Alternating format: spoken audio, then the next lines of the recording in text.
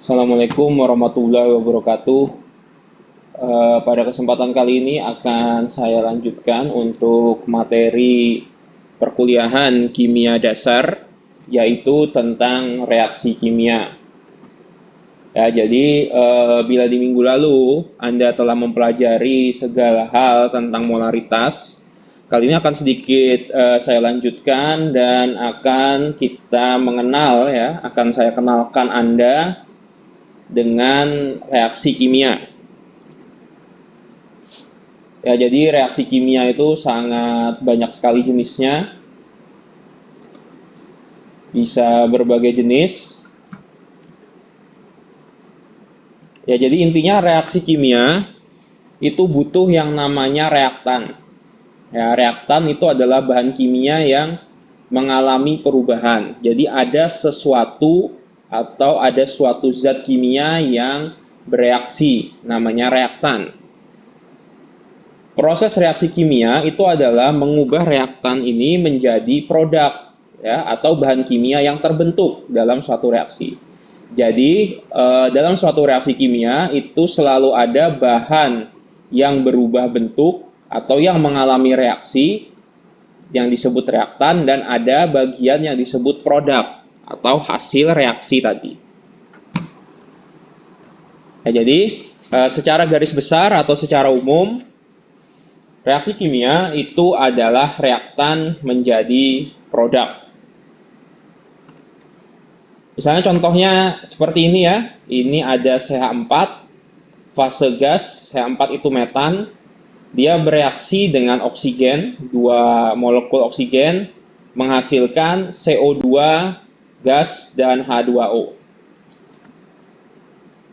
Segala sesuatu atau segala bahan kimia yang ada di sebelah kiri tanda panah ini kita sebut sebagai reaktan. Jadi pada set reaksi ini yang menjadi reaktan adalah CH4 dan O2. Sementara yang menjadi produk itu adalah CO2 dan H2O atau segala hal yang ada di sisi kanan dari panah ini. Panah ini menandakan suatu perubahan reaksi. Nah, bila kita baca, artinya bahwa satu molekul gas metan CH4 ini bereaksi dengan 2 molekul gas oksigen, dia akan menghasilkan 1 molekul gas karbon dioksida dan 2 molekul uap air atau air dalam bentuk gas.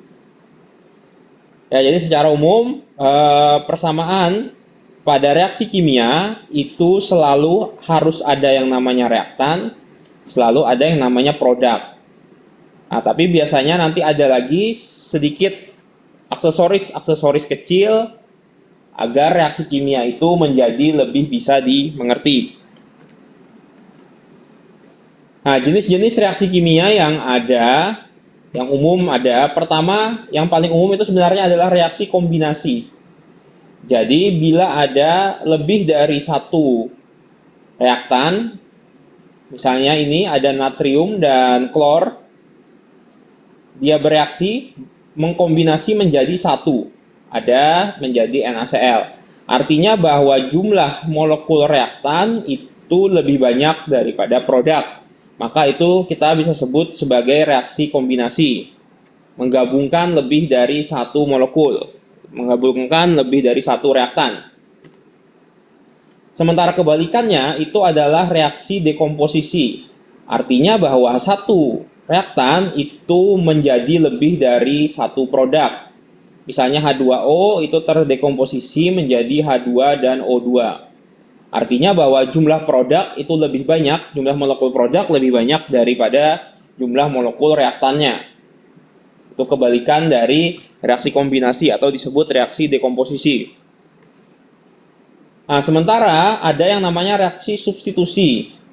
Jadi misalkan ada substitusi Zn dengan CuSO4. Ini bereaksi, seng bereaksi dengan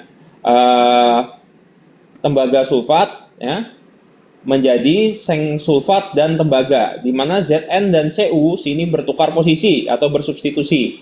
Artinya bahwa Zn ini kemudian bereaksi dengan SO4 dan Cu, ikatan antara Cu dengan SO4 ini melepas. Ini disebut substitusi tunggal. Sementara ada juga disebut substitusi ganda. Misalnya ini H2SO4 dengan NaOH menjadi Na2SO4 dan H2O. Kita lihat di sini bahwa hidrogen yang ada di SO4 ini bertukar posisi dengan natrium yang ada di OH, sehingga dia menjadi Na2SO4 dan H2O.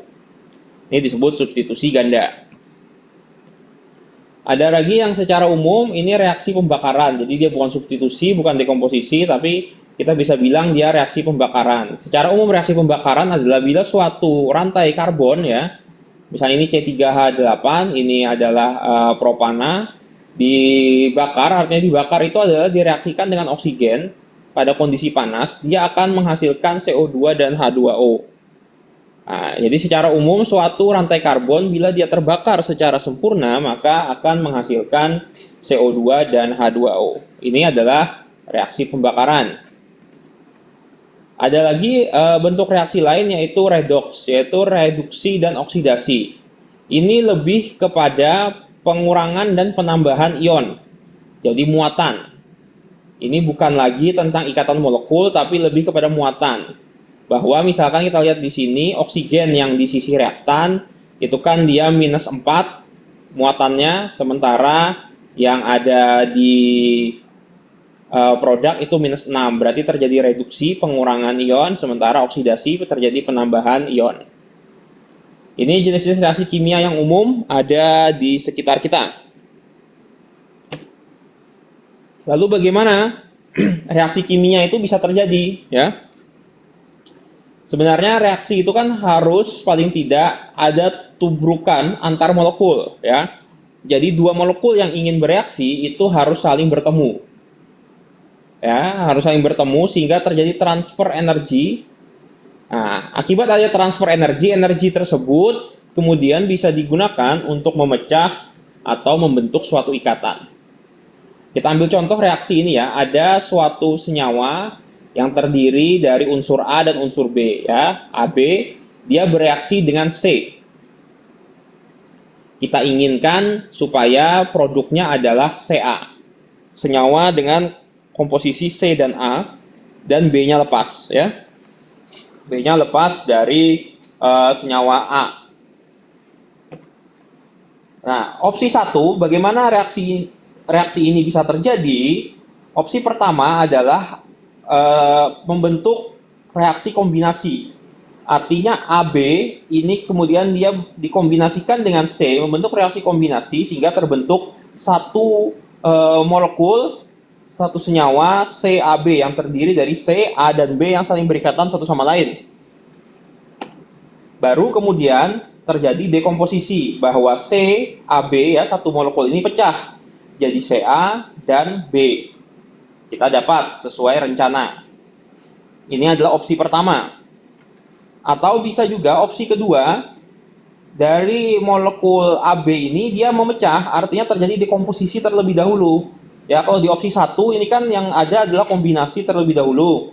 Tapi di opsi 2 ini terjadi dekomposisi terlebih dahulu sehingga membentuk 3 zat berbeda, A, B, dan C. Ya, ada AB plus C, kemudian menjadi A plus B plus C.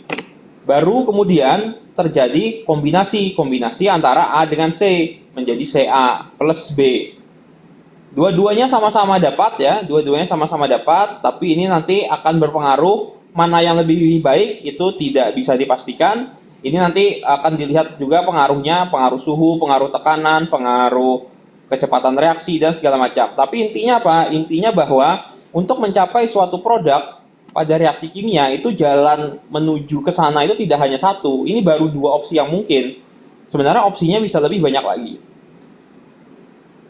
Artinya sebenarnya prinsipnya adalah ada yang namanya pemecahan dan pembentukan ikatan.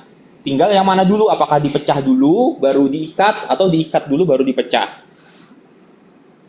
Bisa berbagai cara untuk menjadikan suatu reaksi kimia.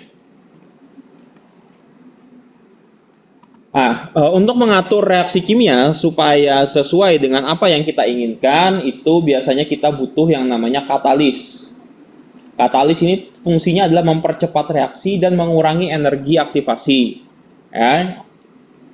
Jadi kebutuhan katalis pertama itu dia memberikan tempat bereaksi. Ya misalnya ini reaksi yang kita inginkan ya. Ini reaksi yang kita inginkan. Senyawa AB direaksikan dengan C membentuk Ca plus B. Nah, misalnya tanpa katalis ya, misalnya tanpa katalis senyawa AB bereaksi dengan C dikombinasi membentuk senyawa ABC. Nah, namun bisa saja terjadi kesalahan reaksi ya. Harusnya Ca yang lepas ya, harusnya Ca yang lepas, tapi ternyata malah BC yang menjadi yang tetap. Malah terbentuknya A plus BC, bukan B plus Ca. Misalnya tanpa katalis kita sulit untuk memprediksi kira-kira mana yang lepas dari suatu reaksi dekomposisi. Tapi dengan adanya katalis, misalkan dalam hal ini K ya, jadi reaksi AB plus C, ini kita reaksikan dulu dengan katalis, sehingga katalis itu bereaksi dengan AB. Sehingga ABK plus C. Nah, sehingga bila kita nanti belajar secara stereokimia bahwa K ini nanti kita akan milih katalis K ini yang cenderung bereaksi dengan B, menghabiskan tempat bereaksi B. Sehingga mau tidak mau C itu nanti akan bereaksi dengan A. Akan berada di sisinya A, karena B ini diblok. Nah, beda dengan sebelumnya, kalau tanpa katalis kan C itu bisa saja dengan B, bisa dengan A. Anggaplah dia dengan B gitu kan, karena lebih mudah bereaksi dengan B. Tapi karena B ini sudah diblok oleh si K, maka mau tidak mau C akan bereaksi dengan A. Sehingga kemudian C, A, BK ini kemudian pecah menjadi Ca plus BK. Secara langkah lebih panjang, tapi akan lebih mendapatkan kepastian. Jadi ini fungsi katalis pertama adalah memberikan tempat bereaksi. Jadi mau tidak mau, dia akan memaksa satu gugus ini untuk bereaksi di tempat lain. Ini fungsi yang pertama katalis, untuk menjamin bahwa kita mendapatkan reaksi yang diinginkan. Nah, fungsi lain dari katalis itu dia bisa memberikan jalur reaksi baru. Ya. Jalur reaksi baru. Jadi pertama misalnya tadi tetap dengan awalnya seperti ini, kalau tanpa katalis ya, kalau tanpa katalis dia tidak mau, C tidak mau bereaksi dengan A. Nah, misalnya dengan katalis AB plus C, katalisnya bereaksi dulu dengan C ya, sehingga AB plus KC. Baru kemudian akan dilakukan reaksi substitusi. AB plus KC menjadi Ca plus BK. Nah, ini menjadi substitusi, misalnya karena adanya K di C ini sehingga secara ion mungkin nanti jadi terpenuhi, sehingga akan terjadi Ca plus BK. Ini juga memberikan jalur reaksi baru, artinya kita kalau sebelumnya hanya kombinasi dan dekomposisi, maka dengan adanya K ini memungkinkan terjadinya reaksi substitusi. Ini fungsi katalis yang lain. Tapi untuk memastikan apakah katalis itu benar-benar bekerja seperti ini, pemilihan katalis itu nanti menjadi lebih penting. Ya, katalisnya harus sesuai, jumlahnya sesuai, dan segala macam. Itu tidak kita pelajari di sini. Di sini saya memberikan pengetahuan dasar bahwa untuk mendapatkan reaksi yang diinginkan pada suatu reaksi kimia itu butuh yang namanya katalis. Jadi katalis itu fungsinya bisa untuk memaksa tempat bereaksi, atau dia juga bisa memaksa jalur reaksinya berubah.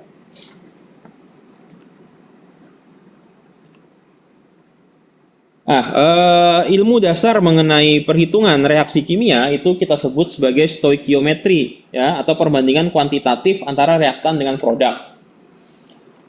Kita ambil contoh reaksi pembentukan gas amonia ini ya, mulai dari nitrogen ditambah 3 molekul hidrogen menjadi 2 molekul amonia.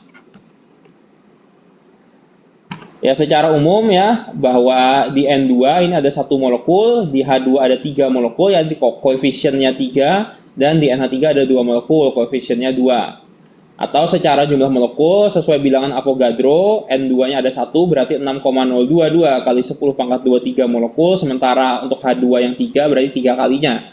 Atau sebenarnya ini setara dengan 1 mol N2 direaksikan dengan 3 mol H2, dia akan menjadi 2 mol NH3. Artinya bahwa pada kondisi ini ya, kita harus melakukan penyetaraan jumlah atom ya. kita lihat di sisi kiri N2 ada 2 ya, dan di sebelah kanan N2-nya juga ada 2 kali N ini.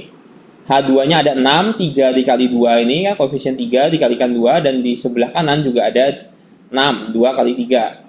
Artinya jumlah kiri dan kanannya ini sudah setara, maka kita bisa bilang bahwa pada reaksi ini 1 mol N2 itu akan menghasilkan atau setara dengan 2 mol NH3 pada reaksi ini ya, dan seterusnya. Artinya bahwa misalkan kita melihat dari perbandingan ini, misalnya ada 6 mol H2 yang bereaksi sempurna dengan N2 membentuk NH3, maka berapa NH3 yang dihasilkan? Kita lihat lagi di dasar ya, persamaan dasar, ini bahwa untuk membentuk 2 molekul NH3, dia membutuhkan 1 molekul N2 dan butuh 3 molekul H2. Ya, jadi untuk menghasilkan produk ini, 2 NH3, bahan bakunya itu harus ada N2 dan H2. Jumlahnya berapa? N2-nya 1 mol, H2-nya 3 mol. Nanti dapatnya 2 NH3. Berarti kalau mau dapat satu saja NH3, ya dibagi 2 semua. Berarti N2-nya cukup setengah mol, H2-nya cukup 1,5. Nah, sekarang pertanyaannya, kalau yang bereaksinya H2-nya 6. H2-nya 6, bereaksi sempurna dengan N2. Reaksi sempurna 6 itu kan adalah 3 kali 2 ini kan. Ya. Nah, 3 kali 2, artinya kalau H2-nya 6, artinya 2 kali lipatnya, maka NH3-nya juga akan menjadi 2 kali lipatnya, atau 4. Ya. Jadi, di sini berlaku perbandingan kuantitatif yang sama. Karena dengan catatan dia bereaksi sempurna. Kalau bereaksi tidak sempurna itu nanti beda lagi perhitungannya. Ada yang namanya reaksi pembatas dan sebagainya, konversi, yield, dan lain-lain. Itu tidak di kuliah ini. Jadi pada kuliah ini kita asumsikan bahwa semua reaksi itu setimbang dan sempurna. Artinya misalnya ada 6 mol yang bereaksi sempurna, H2 ya, dia bereaksi sempurna kan 6. Kebutuhannya 3, artinya 2 kali lipat. Maka kalau dia sempurna, hasilnya juga 2 kali lipat. Misalnya H2-nya hanya 1 mol, artinya dibagi 3 ya, sepertiganya ya otomatis hasilnya juga sepertiganya.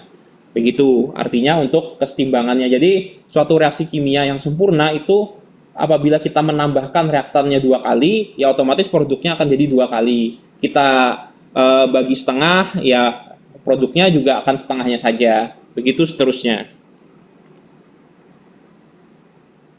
Ini soal latihan ya, bisa Anda baca sendiri. Artinya kita tetap menggunakan rumus molekul, persamaan mol yang ada di minggu lalu ya, bahwa mol itu adalah massa dibagi dengan nomor massa relatif dari atom ataupun senyawanya. Nah, reaksi itu ternyata bukan hanya satu arah. Reaksi itu bisa 2 arah gitu ya. Jadi kita contoh ini, reaksi ini tadi ya, N2 plus 3H2 menjadi 2NH3. Ini adalah reaksi utamanya, reaksi yang kita inginkan. Tapi pada kenyataannya di alam ya, jika reaksi ini dijalankan pada ruang tertutup ya, maka akan terjadi reaksi samping dekomposisi NH3 yang terbentuk, itu nanti dia balik lagi, pecah lagi menjadi N2 plus 3H2. Ya, jadi normalnya kalau di pabrik amonia itu setelah jadi produk, itu produknya langsung dimasukkan ke dalam tangki-tangki dan diatur pada suhu sehingga dia tidak terdekomposisi. Tapi misalkan ini reaksinya tidak dikendalikan, maka NH3 yang ada itu akan kembali terdekomposisi menjadi penyusunnya. Artinya ada reaksi samping. Nah, awalnya 2 reaksi ini berjalan pada kecepatan yang berbeda. Artinya kan ketika pertama itu hanya ada bahan baku, produknya belum ada, maka reaksi kedua ini belum ada, NH3-nya kan belum ada. Tapi ketika NH3 ini mulai terbentuk, maka reaksi dekomposisi mulai jalan. Nah, lama-kelamaan kan nanti jumlahnya akan stabil, setimbang. Akan setimbang sehingga tidak ada lagi jumlah reaksi 1, kecepatan reaksi 1 dan kecepatan reaksi 2 jadi sama. Maka dia terbentuk yang namanya reaksi kesetimbangan. Panahnya bolak-balik seperti ini. Jadi bila Anda menemui suatu persamaan reaksi kimia yang panahnya bolak-balik seperti ini, maka itu dimasukkan dalam reaksi setimbang. Nah, lalu bagaimana supaya kita bisa mendapatkan ya, yang kita inginkan kan reaksi pertama ini, reaksi utama. Reaksi samping ini kan kita tidak inginkan. Wong kita ingin jualan produknya amonia kan, kita tidak ingin produk kita balik lagi jadi bahan baku. Tapi proses kedua ini tidak bisa dihindari. Ya pasti akan terjadi. Yang kita bisa adalah meminimalisir kemungkinan atau memperlambat reaksi ini terjadi. Berbagai cara bisa kita lakukan ya, menggunakan asas-asas atau prinsip yang dikemukakan oleh Le Chatelier. Jadi pertama misalkan kita ingin mengubah konsentrasi ya, kita bisa lakukan dengan mengubah konsentrasi. Nah, supaya produknya banyak, logikanya apa? Ya bahan bakunya harus banyak, ya. Ya supaya reaksi itu bergerak ke arah kanan, artinya produk itu banyak kita hasilkan, ya otomatis maka bahan bakunya harus diperbanyak. Ya, jadi bila untuk menghindari supaya reaksi baliknya itu sedikit atau kecepatannya tidak cepat, maka bahan baku kita harus perbanyak. Itu yang pertama. Atau keberadaan produk itu cepat-cepat dikurangi. Ya. Artinya bahwa kita sesegera mungkin mengamankan kondisi produknya. Jadi begitu N2 plus 3H2, 2NH3-nya jadi langsung diambil, langsung diamankan supaya dia suhunya tidak naik ya, sehingga dia terdekomposisi. Harus segera diamankan. Jadi secara logika supaya kita bisa menghasilkan produk NH3 ini sebanyak-banyaknya, maka bahan bakunya harus diperbanyak dan produknya harus segera diamankan. Jangan sampai produknya pecah atau terdekomposisi. Ya, sehingga reaksi itu tetap bisa berjalan dengan normal. Yang pertama. Ya, sehingga kesimpulannya pada suatu reaksi kimia, bila kita menambah reaktan, maka reaksi akan bergeser ke arah produk. Jelas, karena bila bahan bakunya banyak, otomatis produknya akan banyak. Nah, kebalikannya, kalau kita menambah produk, otomatis reaksi itu akan bergeser ke arah reaktan. Artinya apa? Jangan sampai kita menambah NH3 pada reaksi ini. Bila NH3-nya ditambah, ya otomatis NH3 itu malah jadi produk. Dia akan terdekomposisi, gitu kan?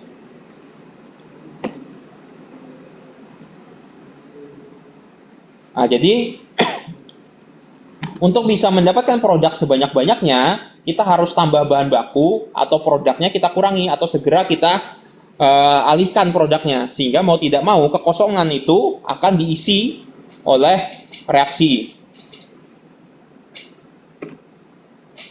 Kita bisa juga melakukan mengubah suhu ya. Reaksi ini menghasilkan panas ya, reaksi ini menghasilkan panas. Jadi N2 plus 3H2 bila direaksikan akan menghasilkan NH3, dia menghasilkan panas. Nah, itu kenapa? Makanya karena suhunya tinggi, bila NH3-nya dibiarkan saja pada suhu tersebut, dia akan terdekomposisi lagi menjadi bahan bakunya. Nah, bila kita tambahkan panas, artinya apa? Reaksi dekomposisinya makin tinggi. Jadi, untuk mendapatkan produk sebanyak-banyaknya, bila reaksinya menghasilkan panas, itu justru suhunya itu harus kita kurangi. Suhunya harus dibuat sedingin mungkin supaya dekomposisinya terhambat. Kemudian jadinya reaksi produknya akan lebih bagus. Reaksi utamanya lebih bagus. Artinya apa? Kalau reaksi itu eksotermis, artinya reaksi itu menghasilkan panas.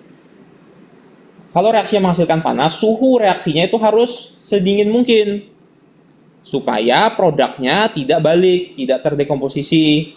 Tapi kalau reaksinya itu memerlukan panas atau endotermis, ya jelas harus kita tambah panasnya supaya bisa bereaksi. Jadi kan sebenarnya reaksi itu ada dua, reaksi yang memerlukan panas dan ada reaksi yang menghasilkan panas. Kalau reaksinya menghasilkan panas, berarti harus kita coba sedingin mungkin supaya panasnya bisa jalan terus. Tapi kalau reaksinya itu perlu panas, ya panasnya kita tambah. Yang lain adalah mengubah tekanan. Mengubah tekanan ini berkaitan dengan jumlah molekul. Ya, di sisi sebelah kiri molekulnya ada N2-nya ada 1, H2-nya ada 3, ada 4 molekul. Sementara di sisi kanan NH3-nya ada 2. Jadinya sisi kiri ada 4, sisi kanan ada 2. Artinya reaksi utama itu terjadi penurunan tekanan karena jumlah molekulnya berkurang. Awalnya ruangan itu diisi 4 molekul, kemudian setelah bereaksi jadinya tinggal 2. Artinya kan ada ruang kosong. Artinya, ketika kita menambah tekanan, reaksi bergeser ke arah kanan untuk mengurangi konsentrasi gas yang ada. Ya, bila kita menambah tekanan, reaksi itu akan geser ke arah koefisiennya lebih rendah, ya. Karena kan tekanan itu kan bergeser ke arah yang lebih rendah. Karena tekanannya tinggi, maka mau tidak mau supaya dia bisa seimbang, artinya tekanannya itu kan harus dihilangkan. Nah, menghilangkan tekanan dengan apa? Ya dengan mereaksikan. Karena reaksi ini adalah reaksi yang membuat tekanan jadi turun. Ya. Jadi kalau ada tekanan berlebih, dia harus bereaksi supaya tekanannya turun. Tapi kalau ada reaksi yang malah menambah tekanan, ya. Nah, jadi misalnya kalau ini tekanannya kita kurangi, kalau tekanannya kurangi dia malah tidak bereaksi, malah terjadi reaksi sebaliknya. Coba kita lihat dari sini ya. Kalau reaksi sebaliknya dari NH3 terdekomposisi, artinya ada 2 molekul, dia pecah menjadi 4 molekul. Artinya kan tekanannya naik, jumlah molekulnya naik, ruangnya makin sempit, tekanannya naik. Ya. Jadi itu malah tekanannya harus kita turunkan.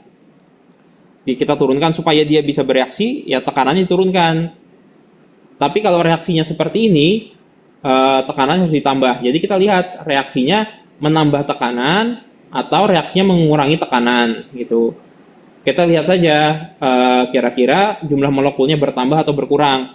Kalau jumlah molekulnya setelah reaksi itu berkurang, tekanannya harus ditambah kan supaya dia kembali lagi stabil.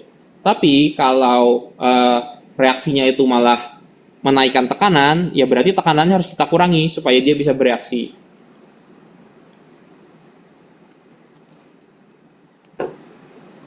Tadi dari sisi kesetimbangan reaksi ya. Jadi bagaimana reaksi itu bisa diutak-atik supaya memperoleh hal-hal apa yang kita inginkan. Itu baru mendapatkan produk yang diinginkan. Lalu ada lagi yang namanya kinetika reaksi atau seberapa cepat reaksi itu bisa terjadi. Ada cukup banyak faktor yang menyebabkan reaksi itu bisa cepat atau lambat. Pertama adalah kompleksitas reaktannya. Reaktannya semakin rumit, semakin panjang, rantainya misalnya karbon rantai 100 dibandingkan dengan hanya oksigen, itu jelas beda jauh. Ya, artinya reaktannya semakin kompleks itu dia semakin lambat. Begitu pula dengan ukuran partikel. Semakin kecil ukuran itu akan semakin cepat karena semakin mudah dia bertabrakan atau bertemu satu sama lain. Konsentrasi reaktan juga, reaktan yang semakin pekat artinya semakin banyak komponen-komponen reaktannya dibandingkan pelarutnya, maka kecepatan reaksinya juga akan semakin tinggi. Tekanan juga begitu. Tekanan artinya suatu tekanan dalam ruang itu akan membuat reaktan-reaktan itu semakin mudah bertemu. Artinya semakin mudah bertumbukan dan semakin mudah melakukan reaksi. Suhu juga, suhu itu akan membuat atom itu bergerak semakin cepat, yang otomatis pertemuan antar atom itu semakin cepat. Dan katalis juga, adanya katalis tadi sudah dijelaskan di awal. Ini adalah faktor-faktor utama yang mempengaruhi kira-kira reaksi itu bisa cepat atau lambat. Ya, jadi kita misalkan ya ada reaksi A menjadi B, reaksi yang sangat sederhana di sini. Reaksi A berubah menjadi B. Kecepatan reaksi itu bisa diukur dari 2 sudut pandang. Sudut pandang pertama itu adalah minus delta A per delta T. Minus ini menunjukkan pengurangan. Jadi kan reaksi itu kan A awalnya ada, lama-lama dia berubah menjadi B. Artinya apa? A ini semakin berkurang. Nah, kecepatan A ini berkurang terhadap waktu, itu yang kita bisa sebut sebagai rate atau kecepatan reaksinya. Atau kita juga bisa meninjau dari sisi produknya, kecepatan B itu terbentuk. Kan pada kondisi awal ya, pada kondisi awal B itu kan 0, tidak ada, yang ada hanya A. Kemudian A itu bereaksi menjadi B. Kan artinya A itu semakin lama semakin sedikit, B itu semakin lama semakin banyak.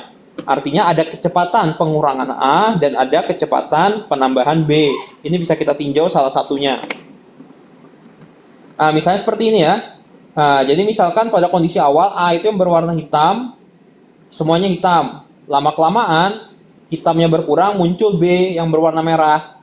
Nah, lama-kelamaan kan merahnya makin banyak sampai pada kondisi tertentu merahnya mendominasi. Artinya kan kecepatan pengurangan yang warna hitam ini bisa diukur kan, misalnya setiap 10 menit dia berkurang berapa, atau yang merah ini setiap 10 menit dia tambah berapa. Itulah kecepatan reaksi. Ya, dasarnya seperti itu, walaupun secara teknis akan lebih kompleks lagi nantinya.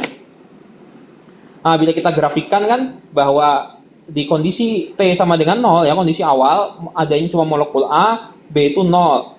Tapi kan lama-kelamaan A itu berkurang, B itu makin bertambah. Nah, ini kan suatu grafik ini kan bisa kita anggap dia sebagai suatu persamaan. Ya, suatu persamaan ini nanti bisa menjadi suatu kinetika reaksi, kecepatannya kira-kira berapa.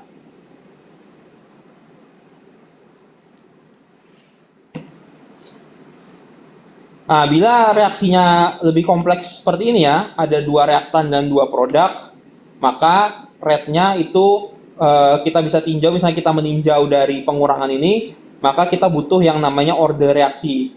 Karena kecepatan A berkurang dan B berkurang itu beda. Ya, jadi ada A K, A X, B pangkat Y ya. Ini order reaksi. Ini akan menjadi lebih rumit lagi. Ini tidak kita pelajari di sini. Baik, sekian untuk penjelasan kuliah kali ini. Terima kasih. Wassalamualaikum warahmatullahi wabarakatuh.